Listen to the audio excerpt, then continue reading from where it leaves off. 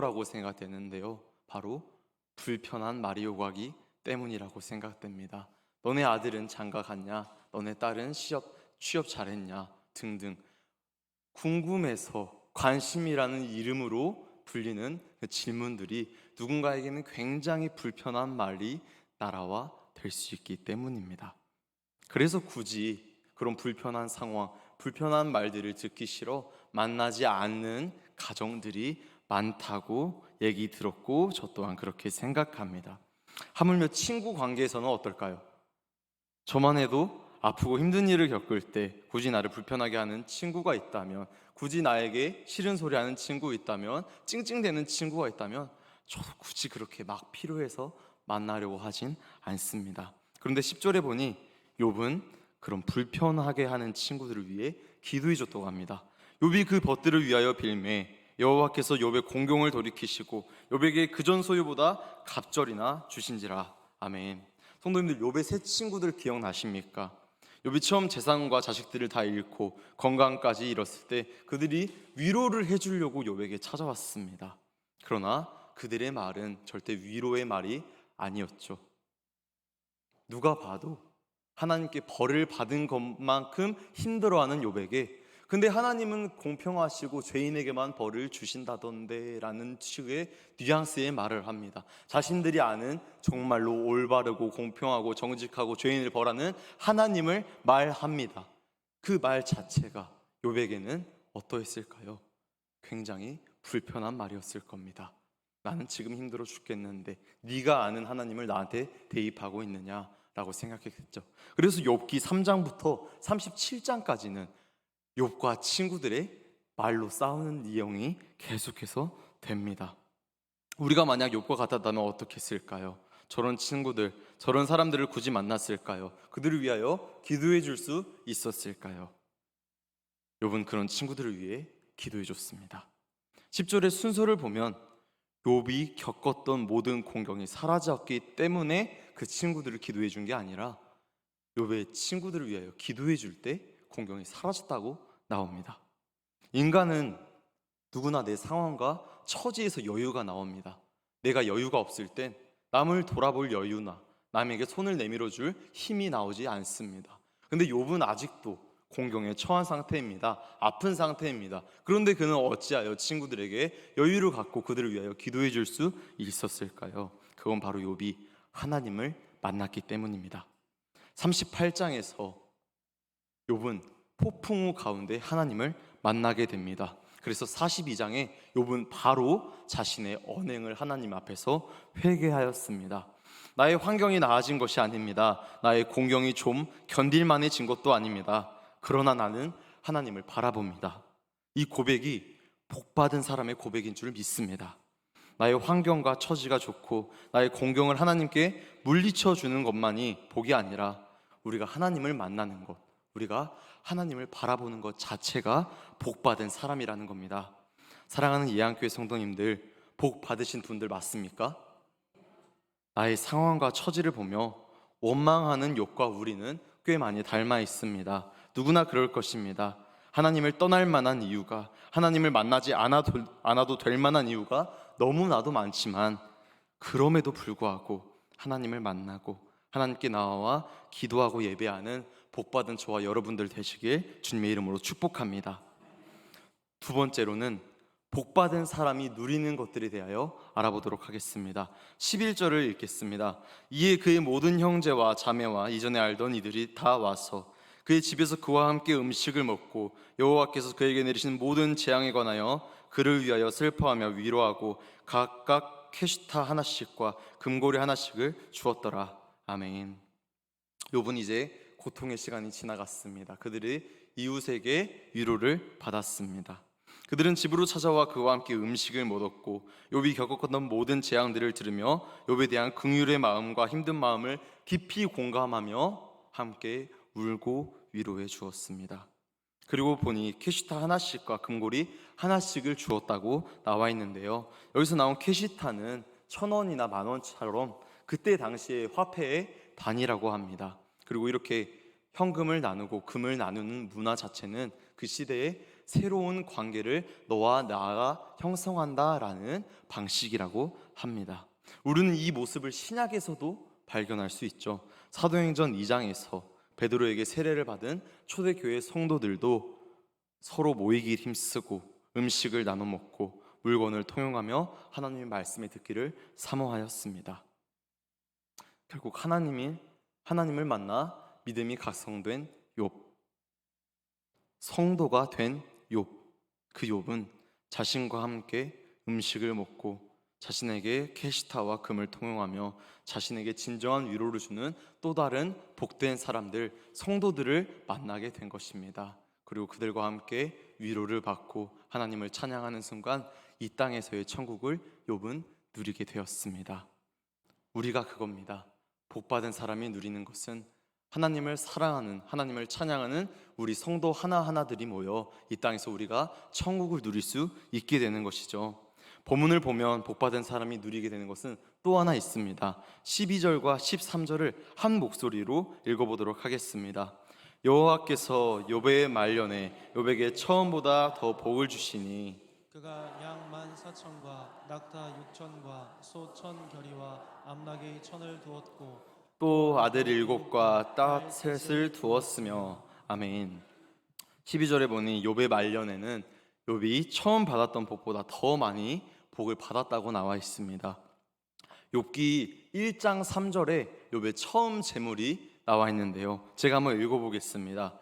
그의 소유물은 양 7,000마리요 낙타가 3,000마리요 소가 500결이요 암나귀가 500마리며 종도 많이 있었으니 이 사람은 동방 사람 중에 가장 훌륭한 자라. 12절과 비교해보면 정확히 2배 욥은 하나님께 복을 더 많이 받았습니다. 그리고 13절을 보면 자녀들 아들 7과 딸 3을 두었다고 나오는데 이건 그 전에 욥의 자녀의 숫자와 똑같습니다. 그런데 바뀐 것들이 성경에 기록되어 있죠. 14절입니다. 그가 첫째 딸은 여미마라 이름하였고 둘째 딸은 그시아라 이름하였고 셋째 딸은 게렌 합북이라 이름하였으니. 첫째 딸 여미마의 뜻은 비둘기 또는 낫이라는 뜻입니다. 비둘기는 무엇을 의미하냐면 성령을 의미하고 낫은 밝은 곳을 의미합니다. 욥은 첫째 딸을 낳으며 하나님을 만나기 전에 어두움에 있었지만 하나님을 만나고 나서 내가 빛으로 나왔다라는 뜻으로 첫째 딸의 이름을 지은 것이죠. 둘째 딸 이름은 그시아입니다. 그 뜻은 계피나무입니다. 계피나무가 언제 향기를 풍기는지 아십니까? 바로 껍질이 뜯어져 공기를 닿을 때라고 합니다. 욥은 둘째 딸 이름을 지을 때마저도 내가 엄청난 고통을 겪었지만, 엄청난 힘듦을 겪었지만 그 고통의 껍질이 벗겨지고 나서 하나님을 만나 하나님의 향기를 풍기는 믿음의 사람이 되었다라는 것을 내포하고 있습니다. 마지막으로 셋째 딸 게렌 합북은 뿔이라는 뜻의 게렌과 검은 물감이라는 또는 화장품 용기라는 뜻을 가진 합북의 합성어입니다. 그러니까 검은 물감을 가진 화장품이라고도 해석이 가능한데요, 사진 한번 보여주실 수 있으실까요? 옛날에 고대 화장품에는 이렇게 눈에 칠하는 화장품이 있었다고 합니다. 이집트 벽화인데 성도님들 많이 이런 그림 보셨죠? 눈 주변이 특히 검았습니다. 열왕기와 9장 30절에 이세벨 왕후도 눈을 그을렸다는 내용이 나오고, 예레미야 4장 30절에도 이스라엘 백성들을 여인으로 모사하면서 눈을 그을려 꾸밀지라도 소용이 없다는 식으로 성경 말씀이 있습니다. 결국 고대 여인들도 현대판으로 따지면 아이라이너 같은 것을 이렇게 그렸다라고 하는데요, 결국 이것은 정말 아름다운 딸들을 얻었다라는 동시에 이 화장품에는 눈에 바르면 눈에 해충이 들어가지 않는다는 성분이 있었다고 합니다. 그러니 은혜롭게 해석해보자면 나는 더 이상 세상 것들을 바라보면서 죄 같은 욕심이 내 눈에 들어오지 못하도록 오직 하나님만 바라본다라는 식으로 해석할 수 있겠습니다. 결국 욥은 모든 것이 회복되었습니다. 친구들 간의 관계도 회복되었고 건강도 회복되었으며 가족과 재산들도 회복되었습니다. 그러나 그에게 있어서 가장 복된 회복은 바로 신앙의 회복이었습니다. 특히 세 딸의 변한 이름을 보면 욥은 모든 고난 속에서 피어난 신앙의 회복을 우리는 볼 수 있습니다. 그의 마음은 더 이상 고난과 시험이 아닌 하나님의 은혜와 감사로 충만한 평강의 상태가 된 것입니다. 이것이 바로 복받은 사람이 누리는 두 번째, 하나님과의 관계가 회복되고 신앙이 회복되면서 우리가 샬롬을 누리게 되는 것입니다. 평강을 누리게 되는 것입니다. 성도님들, 우리는 모두 회복이 필요한 존재들입니다. 그래서 우리에겐 하나님이 절실히도 필요합니다. 다친 아기가 엄마 품에서 안정을 얻고 몸과 마음이 회복되듯이 우리 역시 하나님 품에 있을 때만이 진정한 안정과 회복이 있을 줄을 믿습니다. 그러니 이번 한 주간에도 복받은 우리는 하나님을 만나 천국을 누리고 하나님과의 관계가 신앙이 회복되어 참된 평강을 누리는 저와 우리 예양의 모든 성도님들 되시길 주님의 이름으로 축복합니다. 마지막으로 복받은 사람의 결말은 어떠한지 보도록 하겠습니다. 15절을 한 목소리로 읽도록 하겠습니다. 모든 땅에서 욥의 딸들처럼 아리따운 딸 여자가 없더라. 그들의 아버지가 그들에게 그들의 오라비들처럼 기업을 주었더라. 아멘. 욥기를 읽은 많은 성도님들이 계실 텐데요. 특히 누가 이 욥기를 읽으면서 은혜를 받냐면 힘든 성도님들이 욥기를 읽으며 은혜를 받습니다. 나도 욥처럼 모든 것이 회복될 거야, 모든 것이 나아질 거야, 모든 것이 좋아질 거야 라는 소망을 가지고 욥기를 읽는단 말입니다. 그런데 욥기에서 말하는 진짜 소망은 예수 그리스도라는 소망입니다. 15절에 딸들의 이야기가 나왔지만 굳이 제가 14절과 끊어서 읽은 이유가 있습니다. 옛날 남성 우월주의가 세상 어느 곳에서든지 심하게 퍼져 있을 때가 있죠. 그래서 그런지 재산을 물려줄 때에는 딸들보다 보통 아들에게 물려주는 문화가 강했습니다. 이스라엘도 슬로보아스의 딸들 내용 이외에는 거의 딸들이 기업을 이었다는 내용을 찾기가 어렵습니다. 아직 남성 우월주의가 강했을 시기에 살았던 욥기도 아들들에게 물려주기에 충분했습니다. 아들이 7명이나 있습니다. 그런데 딸들에게도 동일하게 기업을 물려주었다고 합니다. 성경은 의도적으로 욥이 억울한 사람이다, 힘든 사람이다라는 것을 드러냅니다. 사탄에게 잘못 찍혔다는 것과 과도하게 심한 고난을 겪은 것, 그리고 읽기만 해도 표정이 일그러지는 건강의 아픔을 겪었습니다. 그렇게 욥의 모든 환난을 노출함으로써 그는 굉장히 힘들고 억울하겠다라고 모든 성도들이 생각하겠죠.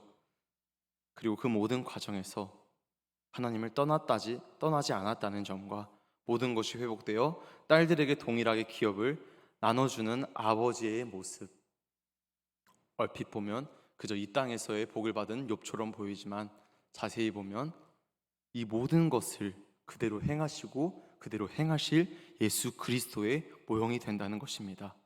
예수님은 누구보다 깨끗하고 위대하신 분입니다. 근데 그분이 죄와 사탄으로부터 우리를 지키기 위해 지목당하셨고 이 땅에 내려오셨습니다.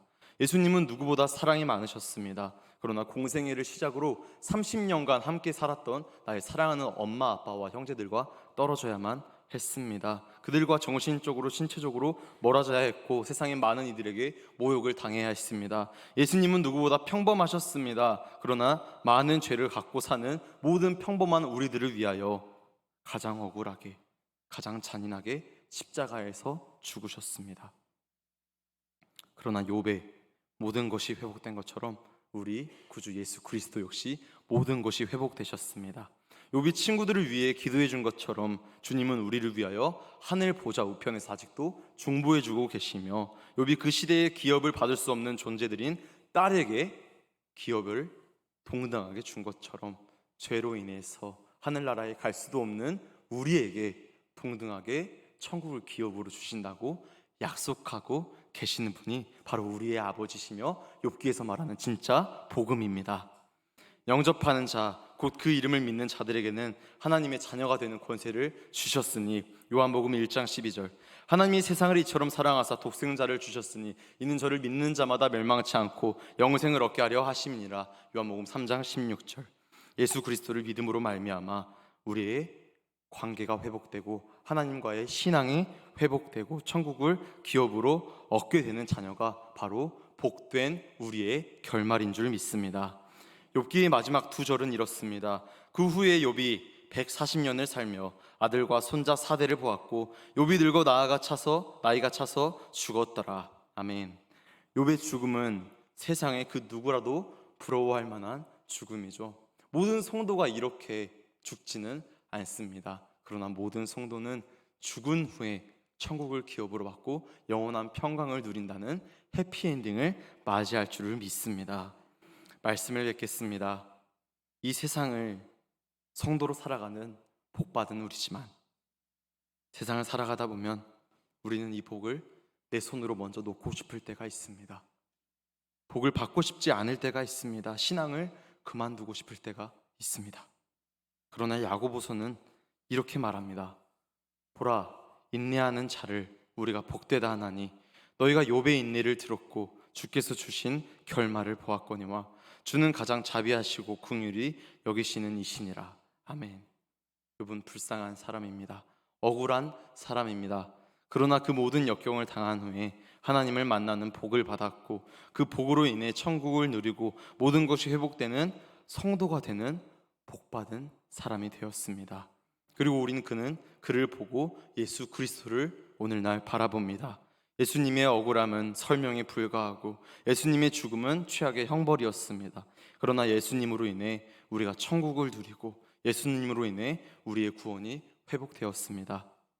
인생살이가 힘들고 지칠지라도 몸과 마음이 병들고 지칠지라도 그럼에도 불구하고 욥처럼 하나님을 만나는 저와 여러분이 되길 소망합니다. 하나님을 원망하고 싶을 때가 찾아옵니다. 그분의 자비하심과 긍휼함이 의심될 때가 있습니다. 그러나 성경 말씀은 하나님이 자비하시고 긍휼이 많으신 분이라니 우리 오늘 또 그리고 살아가는 모든 순간에도 이 하나님의 말씀을 믿고 나아가는 저와 여러분들이 되길 주님으로 축복합니다. 다 함께 복되신 주님을 찬양하도록 하겠습니다. 복의 근원 강림하사 28장입니다.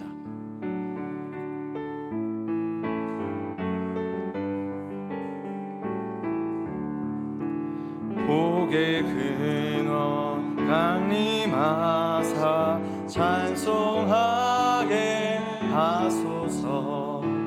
한량없이 자비하심 증량할 길 없도다. 천사들의 찬송가를 내게 가르치소서. 구속하신 그 사랑을 항상 찬송합니다. 주의 크신 도움 받아 이때까지 왔으니 이와 같이 천국에도 이르기를 바라네. 하나님의 품을 떠나 죄에 빠진 우리를 예수 구원하시려고 보혈 흘려 주셨네. 주의 귀한 은혜 받고 일생 빚진 자 되네. 주의 은혜 사슬 회사 나를 주께 매소서. 우리 마음은 연약하여 범죄하기 쉬우니 하나님이 받으시고 천국인을 지소서. 아멘.